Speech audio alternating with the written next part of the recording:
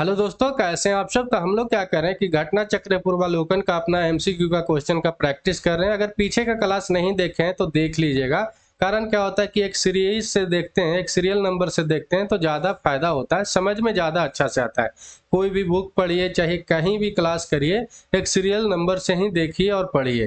ठीक है। कारण क्या होता है कि जैसे कि पिछले क्लास में नदी के बारे में हम लोग पूरा जानकारी ले लिए थे, तो आज नदी के क्वेश्चन आएगा तो उतना जानकारी नहीं ले पाएंगे। ठीक है। तो चलिए आज का क्लास हम लोग शुरू करते हैं। वीडियो अच्छा लगेगा तो लाइक करिएगा, कमेंट करके, शेयर करके, सब्सक्राइब करके बेल आइकन दबा दीजिएगा ताकि आपके पास नोटिफिकेशन टाइम टू टाइम पहुंचता रहे।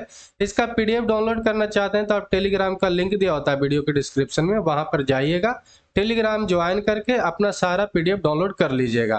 रिवीजन के पर्पज से आप डाउनलोड कर सकते हैं ताकि आपके एग्जाम में क्या हो कि इंपॉर्टेंट साबित हो। ठीक है। तो आज का जो सबसे पहला क्वेश्चन क्या है, तो आज हम लोग देखते हैं। तो सबसे पहला क्वेश्चन क्या है कि महाभारत काल में महानदी का नाम क्या था, ये आपसे पूछ रहा है। तो कावेरी था, ताप्ती था, महानंदा था, गंगा था, या इनमें से कोई नहीं। तो आपको याद रखना है कि छत्तीसगढ़ पीसीएस में 2016 में एक क्वेश्चन पूछा गया था और इसका आंसर जो होगा इनमें से कोई नहीं। कारण क्या है कि महानदी को जो है क्या नाम से पुकारा जाता था, तो आपको याद रखना है कि चित्रोत्पला के नाम से पुकारा जाता था। ठीक है। और ये जो है महाभारत के भीष्म पर्व से ये जानकारी प्राप्त होता है कि महानदी को चित्रोत्पला के नाम से पुकारा जाता था। ये बात आपको ध्यान में रखना है। ठीक है। चलिए अगला क्वेश्चन क्या है कि निम्नलिखित में से कौन सी जो प्रथा है उत्तर वैदिक काल में क्या है कि प्रचलित था, ये बात आपसे पूछा गया है। यूपीएससी का क्वेश्चन है।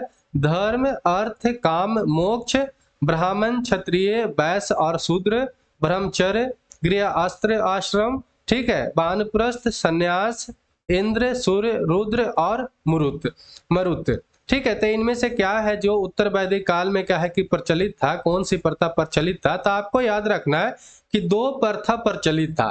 यहाँ पर आंसर भी जो होगा ए एंड क्या होगा कि सी होगा। ये बात आपको ध्यान में रखना है, ए एंड सी होगा। ये बात आपको ध्यान में रखना है। इस क्वेश्चन को उस साल रद्द कर दिया गया था, ऐसा नहीं है कि इस क्वेश्चन को सही किया गया था, इस क्वेश्चन को भी रद्द कर दिया गया था। तो दो चीज क्या क्या चीज प्रचलित था, कौन सा प्रथा था, तो एक धर्म, अर्थ, काम, मोक्ष था और एक ब्रह्मचर्य था, गृहस्थ आश्रम था, ठीक है, वानप्रस्थ था, ठीक, संन्यास था। हम लोग जानते नहीं, ये बोला जाता है कि 25 साल तक आपको क्या रहना चाहिए, ब्रह्मचर्य रहना चाहिए, फिर आप शादी करके क्या बनिए कि गृहस्थ बनिए, फिर वानप्रस्थ कर लीजिए, ठीक है, फिर संन्यास बन जाइए, फिर अपना जीवन को क्या करिए कि त्याग कर दीजिए। ठीक है। ऐसा भी हम लोग पढ़ते भी हैं। तो आपको याद रखना है कि 4 पुरुषार्थ और 4 आश्रम के बारे में क्या था कि उत्तर वैदिक काल में जो प्रथा प्रचलित था, ये बात आपको याद रखना है। और 4 पुरुषार्थ में कौन कौन चीज आता था, तो आपको याद रखना है कि धर्म, अर्थ, काम, मोक्ष।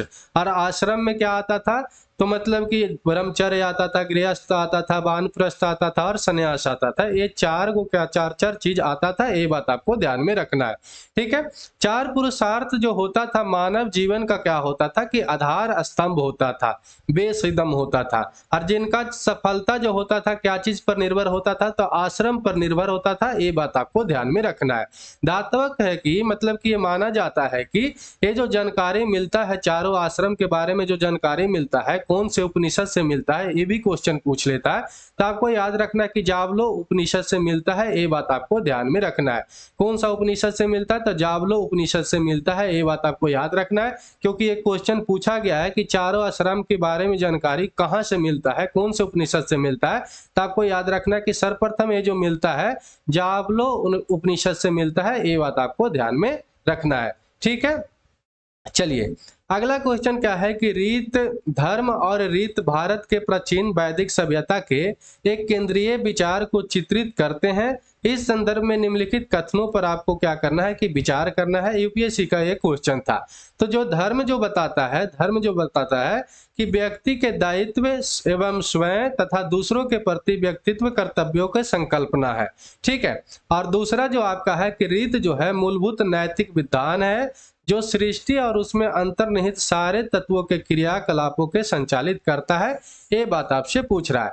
यहाँ पर आपको याद रखना है कि अपना जो धर्म है, हिंदू जो धर्म है, सनातन जो धर्म है, सनातन जो है या हिंदू धर्म आप मानिए, हिंदू धर्म में कहीं भी जो है धर्म का जो बात है ना, रिलीजियस से नहीं लिया जाता है, ठीक है, रिलीजियस से नहीं, इसको जो है कर्म से लिया जाता है। जैसे कि आप गीता में भी सुनते होंगे, धर्म का मतलब क्या होता है ना कि आपका कर्म, कैसा आप सोचते हैं किसी के बारे में, कैसा आपको समाज के लिए करना चाहिए, ये सब के बारे में बताया गया है। यहाँ पर जो अपना जो धर्म में है, उसमें धर्म जो है रिलीजियस के बारे में कौन सा वर्ड उपयोग में आता है, तो पंथ उपयोग में आता है। जो अपना संविधान भी पढ़ते होंगे तो वहां पर पंथ दिया हुआ है, रिलीजियस के जगह पे क्या लिखता है, हिंदी में पंथ लिखता है, कभी भी वहां पर क्या है कि ये आपका धर्म नहीं लिखता है। धर्म का अपना जो अर्थ है हिंदू धर्म में बहुत अलग है, मतलब समाज के प्रति आपका सोच जो है क्या होना चाहिए, ये आपका धर्म का उच्चारण करता है। तो यहाँ पर सही है, पहला ऑप्शन तो सही है कि धर्म जो है व्यक्ति के दायित्व, आपका क्या दायित्व है एवं स्वयं तथा दूसरों के प्रति व्यक्तिगत कर्तव्यों को संकल्पना करता है। तो ये बात तो सही है, ठीक है। रीत के बारे में आप तो सुनते होंगे कि ये रीति रिवाज जो है बहुत प्राचीन है, रूढ़िवादी रीत है, जो है मॉडर्न रीत है, मतलब कि आप रीत से जुड़े होते हैं, मतलब कि रीत जो है एक तरह के लॉ है, ठीक है, एक नियम है जो बना हुआ है और उस पर लोग चलते हैं, समाज चलते हैं, और उसको क्या है कि नैतिकता ढंग से देखा जाए तो अच्छा माना जाता है। और क्या है कि मान लीजिए कि पुराना रीति रिवाज है, ठीक है, पहले तो जैसे सती प्रथा था, तभी भी वो रीति को रखिएगा तो गलत है, तो वो वाला चीज है ना, कब किस अनुसार से काम करता है उस अनुसार से बदलाव भी होते रहना चाहिए। और ये जो बता रहा है कि रीत जो है मूलभूत नैतिक विधान है, ये बात सही है, जो सृष्टि और अंतर्निहित सारे तत्वों के क्रियाकलापों को क्या करता है कि संचालित करता है, ये भी सही है। तो दोनों चीज क्या है यहाँ पर सही है, तो आपको आंसर जो याद रखना है कि यहाँ पर सी ऑप्शन सही है, ठीक है। यहाँ पर क्या आंसर हो गया, सी ऑप्शन सही हो गया। वरुण देवता को यहाँ पर देखते हैं कि वैदिक सभ्यता में नैतिकता व्यवस्था का प्रधान माना जाता था, और इसी कारण से इसको वरुण देवता को क्या बोला जाता है, तो आपको याद रखना है कि ऋतस्य गोपा बोला गया है, ये बात आपको ध्यान में रखना है। ऋतस्य गोपा अगर पूछ ले कि किनको बोला जाता है, कौन से देवता को बोला जाता है, तो वरुण देवता को बोला जाता है, ये बात आपको ध्यान में रखना है। जो नैतिक व्यवस्था को प्रधान माने जाते हैं, ये बात आपको ध्यान में रखना है, ठीक है। चलिए अगला क्वेश्चन क्या है कि भारत संस्कृति में के अंतर्गत रीत का अर्थ क्या है, ये आपसे पूछा गया है। तो प्राकृतिक नियम है, कृत्रिम नियम है, मानवीय नियम है, सामाजिक नियम है, या इनमें से कोई नहीं। तो यहाँ पर जो सही आंसर जो दिया गया था आपको याद रखना है कि प्राकृतिक नियम है, ठीक है, भगवान के द्वारा बनाया गया ये नियम है, क्योंकि वरुण देवता इसका क्या है कि प्रधान विधान है, ये बात आपको याद रखना है। तो यहाँ पर आंसर जो होगा आपको याद रखना है कि प्राकृतिक नियम है, ठीक है। चलिए आगे इसमें हम लोग देखते हैं, तो क्या है कि ऋग्वेद में हमें धर्म के अतिरिक्त दूसरा जो शब्द मिलता है रीत मिलता है, ठीक है। और सभी देवताओं का जो संबंध है रीत का मतलब कि विश्व की नैतिक और भौतिक व्यवस्था से माना गया है, जो ऋग्वेद में इसका वर्णन मिलता है, ये भी बात आपको ध्यान में रखना है। ये भी क्वेश्चन पूछ सकता है कि रीत शब्द का उल्लेख कहाँ पे मिलता है, तो आपको याद रखना है कि ऋग्वेद में, ठीक है। सृष्टि के आदि में सर्वप्रथम रीत की उत्पत्ति हुई थी, और रीत जो है रीत द्वारा विश्व में सुव्यवस्था और प्रतिष्ठा स्थापित किया जाता है, ठीक है। और यह विश्व की व्यवस्था का एक नियामक है, एक लॉ है, ये भी बात आप कह सकते हैं। तो इतना बात आपको यहाँ से ध्यान में रखना चाहिए, ठीक है। चलिए अगला क्वेश्चन क्या है कि निम्नलिखित वैदिक देवताओं में से उनका पुरोहित किसे माना जाता है, ये आपसे पूछा गया है। ये क्वेश्चन पूछा गया है, अरे बार बार क्वेश्चन पूछा जाता है कि निम्नलिखित वैदिक देवताओं में से उनका पुरोहित माना जाता है, कौन से देवता को माना जाता है, अग्नि को, बृहस्पति को, देवस को, या आपको इंद्र को। तो आपको याद रखना है कि बृहस्पति को क्या माना जाता है कि उनका देवताओं का क्या है कि पुरोहित माना जाता है, वैदिक देवताओं का पुरोहित माना जाता है, ये बात आपको ध्यान में रखना है। और यहाँ पर हम लोग देख लेते हैं कि वैदिक देवताओं में जो है किनको पुरोहित माना जाता है, तो अभी हम लोग देखें कि बृहस्पति को माना जाता है। तो वैदिक काल में कुछ और प्रमुख देवताओं के बारे में हम लोग जानकारी ले लेते हैं। तो सबसे पहले आपको याद रखना है कि इंद्र को तूफानों और युद्धों को देवता माना जाता है, अभित्र हंता भी कहा गया है, तो ये भी बात आपको ध्यान में रखना है। इंद्र को ऋग्वेद में जो है आपका स्तुति कितना बार दिया गया है, तो 250 से भी ज्यादा बार दिया गया है। और सभी मतलब कि भगवानों में सबसे ज्यादा बार स्तुति उत्पत्ति जो है ना किनका है, तो ऋग्वेद में जो है आपको बता दे तो इंद्र का है, ये बात आपको ध्यान में रखना है। और उन्हें जो इंद्र को जो है आपको सफेद हाथी एरावत के सवारी करते हुए दिखाया गया है, ये भी बात आपको ध्यान में रखना है, क्योंकि ये क्वेश्चन बन जाता है कि एरावत के सवारी कौन से भगवान करते थे, तो आपको याद रखना है कि इंद्र भगवान, ये बात आपको ध्यान में रखना है। सामवेद का उच्चारण करने वाला पुरोहित जो है कौन थे, तो आपको याद रखना है कि उद्गात्री कहा जाता था सामवेद के उच्चारण करने वाले को। यजुर्वेद के मंत्र को, कर्म कांडों को पुरोहित को क्या कहा जाता था, ये क्वेश्चन पूछता है, तो अधबरियु कहा जाता था, ये बात आपको ध्यान में रखना है। और अथर्ववेद के उच्चारण करने वाले पुरोहित को क्या बोला जाता है, तो ब्रह्म कहा जाता है, ये बात आपको ध्यान में रखना है। तो ये तीनों सवाल बनता है, इसलिए यहाँ पर तीनों को दे दिए हैं।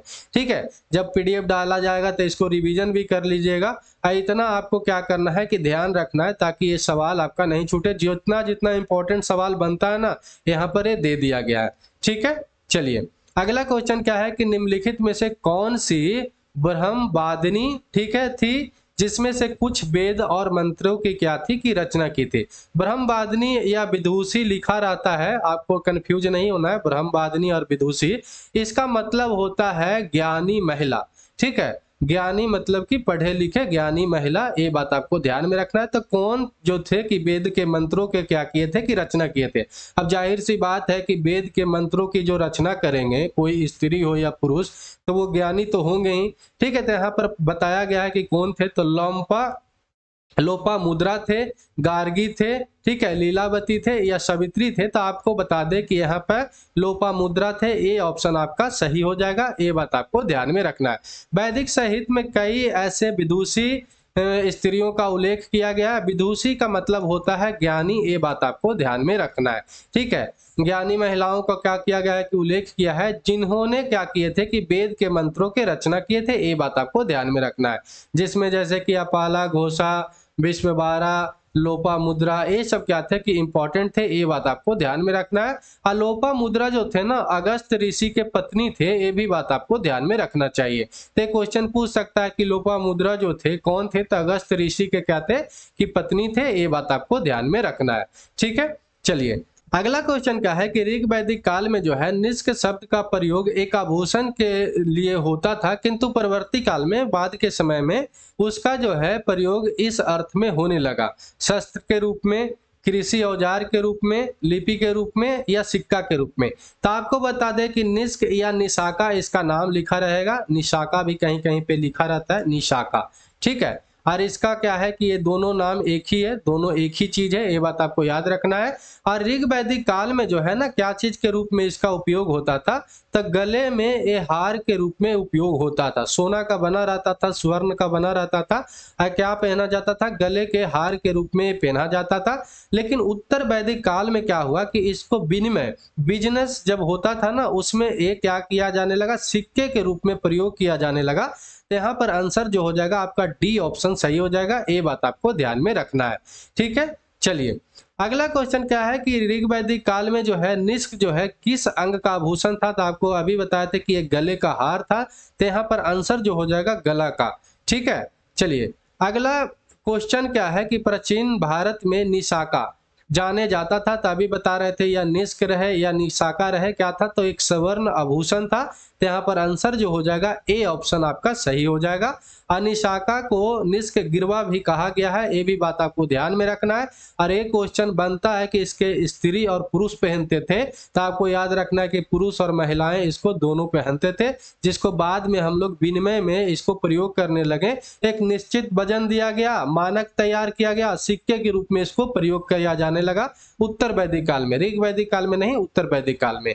ठीक है, चलिए अगला क्वेश्चन क्या है कि बोगजकोई जो है महत्वपूर्ण था क्योंकि, ठीक है, यह मध्य एशिया एवं तिब्बत के मध्य एक महत्वपूर्ण व्यापारिक केंद्र था। यहाँ से प्राप्त अभिलेखों में क्या है कि वैदिक देवताओं का नाम उल्लेख प्राप्त हुआ है।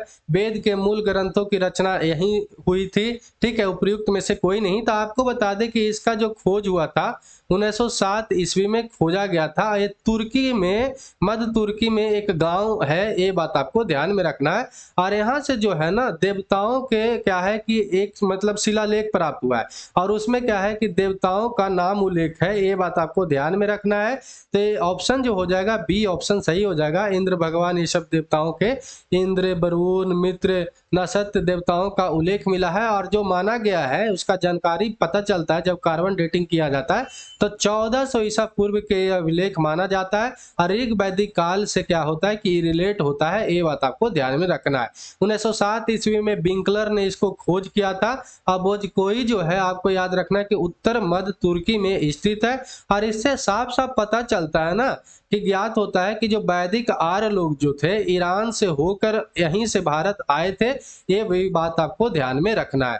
ठीक है, तो चलिए आज के लिए इतना ही। वीडियो अच्छा लगा हो तो लाइक करिएगा, कमेंट करके, शेयर करके, सब्सक्राइब करके बेल आइकन दबा दीजिएगा ताकि आपके पास नोटिफिकेशन टाइम टू टाइम पहुंचता रहे।